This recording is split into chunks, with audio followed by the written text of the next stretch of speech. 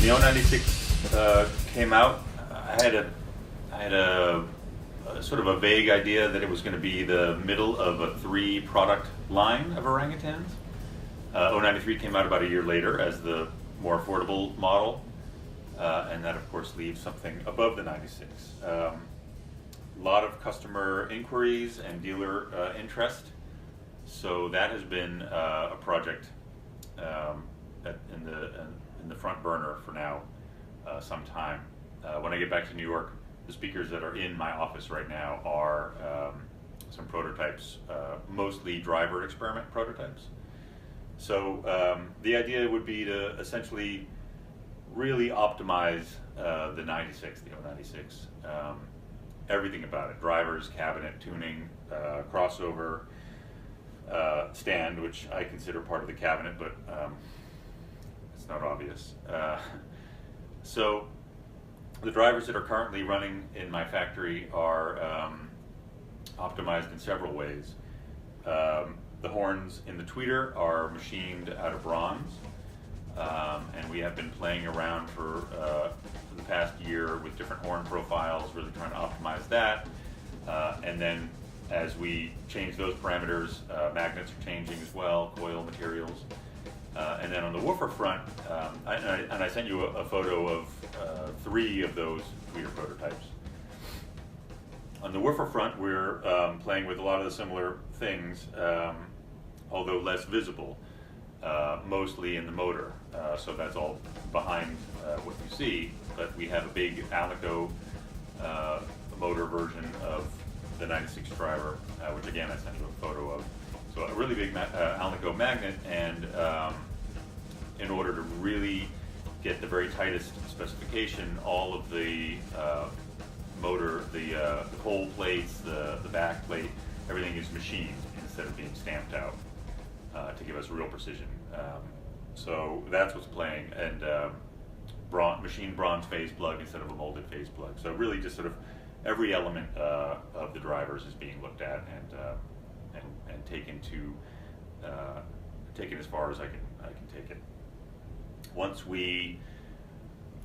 I'm happy with the way that the drivers have been coming along, then before the drivers get finished, it'll be important to bring up the other elements of the speaker, because the way that I design speakers is that everything kind of develops together, and nothing is finished. The drivers aren't finished, the cabinet isn't finished, the crossover isn't finished until everything is. So things will be changing all the way up until the very end process. So cabinet will be the next phase.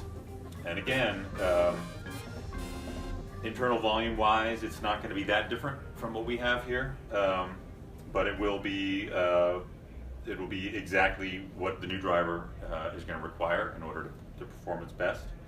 But I'm also going to be looking at materials, shape changes, ways of manufacturing are going to change, and in every aspect of it, between damping and possible shapes to real materials of the stand, which is solid maple now, and that may or may not change.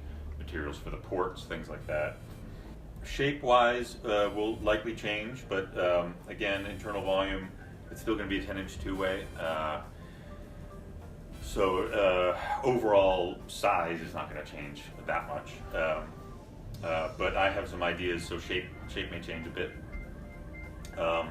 Overall styling is not going to change that much, because to have continuity in the Orangutan line, but also I think it's a successful aesthetic, and it's been popular, and I feel like it works well in a lot of situations. So I don't want to change that too much, but yeah, it'll be different. Timeline, I'm going to skip over because I have had problems keeping to my timelines. Very much because of the way I design the speakers, so that I can be very, very close, but it still needs a lot of work, because nothing, a change, like I said, a change in one thing means that everything else needs to be addressed again. So, but it is definitely the main project for this year. So, and price-wise, really it is going to be a no holds barred project. So it will be north of 20,000 per pair, but we're not designing to a price point. So until everything is finished and we really look at the numbers and look at our manufacturing, I'm not gonna guess at a price at this point.